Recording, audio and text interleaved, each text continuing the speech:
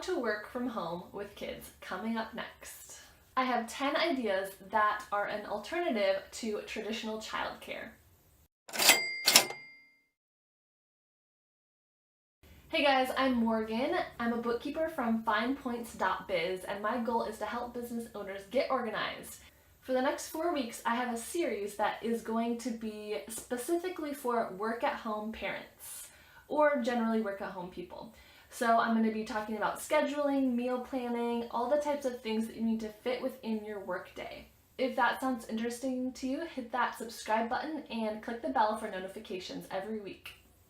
Alright, number 1 I have is a mother's helper. So this is an alternative to a regular babysitter. Because you're at home, you don't need someone as old or as experienced as maybe like a college-aged nanny or someone in their 20s who's could be really responsible and caring for your kids all day. So ask around with your friends and family, possibly local church groups or schools, and see if there's any responsible middle schoolers. So someone from about age like 9 to 13 or so is about right here. And because they don't have as much experience, you definitely do not have to pay them as much as you would a regular nanny. So I can have a neighbor girl come over and she charges about like $5 an hour, and that is well worth it. She just plays with my kids in the backyard or in the living room while I have some time to get my things done. It's also a win-win because my kids love it when the mother helpers comes over because she's much more entertaining than I am apparently. Alright, my second idea is to utilize a gym. So if you are already someone who belongs to a gym, a lot of times they have a childcare option attached to that. And I know it is an additional expense, but if it's something that you're already committed to paying for in your budget, then definitely take advantage of that gym daycare. So I know at my gym, I'm allowed to have 2 hours per day of childcare. So one option would be maybe I'd work out for an hour and then do an hour of replying to emails and that kind of thing.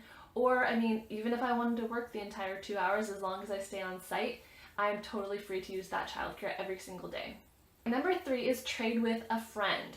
So you could definitely arrange play dates. Maybe every Thursday you and a friend would switch off and take each other's kids so the other person can get things done. I've also done it because I'm a bookkeeper. I have friends that have small businesses, so I can do their bookkeeping for them while they take care of my kids.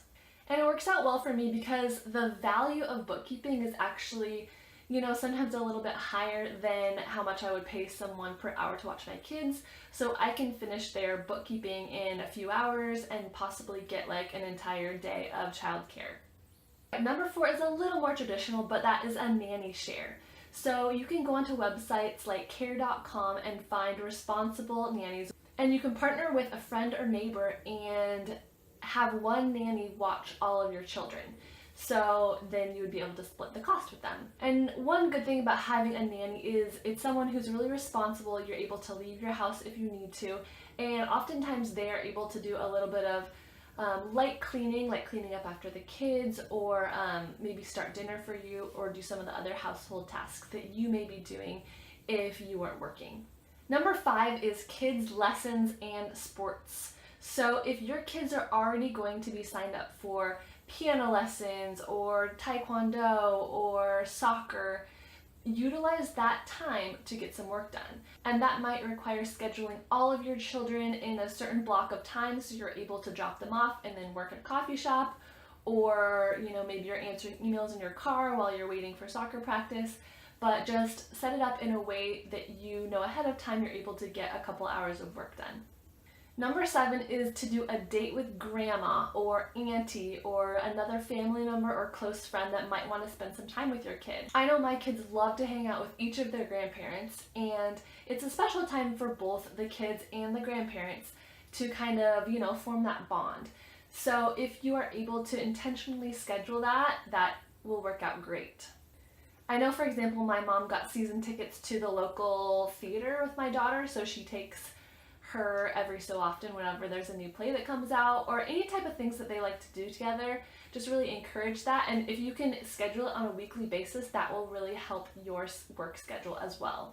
Alright, and my last few ideas are ones that you can do when your kids are at home with you, and if they don't involve another person coming into your house at all. So number 7 is nap time. Of course, you've probably thought of using this time. My advice for this is to set up your workspace ahead of time. So don't waste those precious minutes of nap time, getting your computer going, getting your to-do list made. Do as much as you can ahead of time, and then so you're ready to jump right into work when your child falls asleep. All right, number 8 is quiet time. So if you have kids that are no longer napping, definitely utilize quiet time.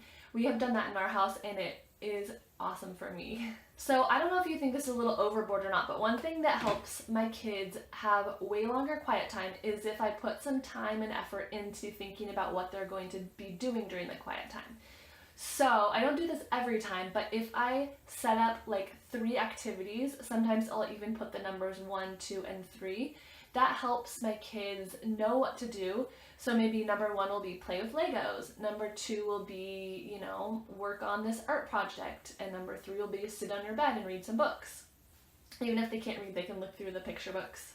I've heard this called an invitation to play. So for example, if you want your kids to play with like a dollhouse, instead of just keeping all the furniture and all the people and the cars all kind of like jumbled up in the dollhouse from the last time they played, if you spend seriously 1 minute to just line things up, maybe put all the people outside the dollhouse in a pile and put the furniture in a certain way that's kind of new to them, they will play with it for so much longer because it looks really inviting and exciting, almost like a new toy.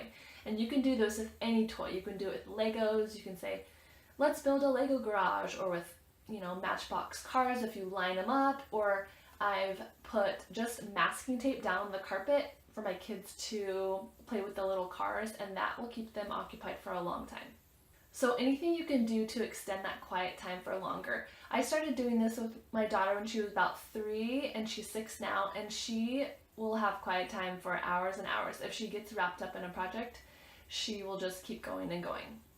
It does take a little bit of learning on the kids' part, so if you're just starting out, if you've never done quiet time, I would recommend maybe setting a timer for 15 minutes and then expanding it little by little until they're able to do it longer and longer. Number 9 is educational apps. So I know that we don't want to use too much screen time to entertain our kids, but there are some really great apps out there that I think are a better alternative than just turning on Paw Patrol or, Daniel Tiger or whatever. One that I have loved is called Endless Alphabet. That is how both my kids, I think, learned what the phonics, what their letters said. One day I just kind of discovered, oh wow, they actually know what all their letter sounds are, even though I didn't teach them that. My daughter's in elementary school, and they have a website that they use to do their math work, so she is able to play that at home as well as at school. So I just feel like that is a good alternative. I don't feel guilty, letting her do an hour of her math homework online. And she loves it. She thinks it's like a treat because it's screen time. And number 10 is plan a fun movie night or afternoon for your kids if you need to work. So maybe get a special movie for them from the library, make some popcorn, make a big comfy bed with blankets and all that kind of thing. And, that is screen time. That is totally great to do occasionally. Alright, let me know down below in the comments if any of these sparked your interest and you're going to try them out, or if you have any other creative ideas for childcare for work-at-home parents. Thank you guys so much for watching. I really appreciate any engagement you can do. It helps me out a ton. Those thumbs up, the comments.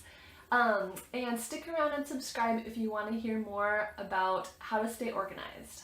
Thanks so much. Bye. Alright, for the next 4 weeks, I'm going to be doing a series. Good?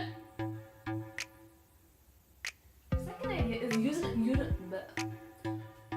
if that's a sound, instead of just keeping all the people and the furniture all crumpled up, and how to get stuff done when you're working with kids. Oftentimes the bookkeeping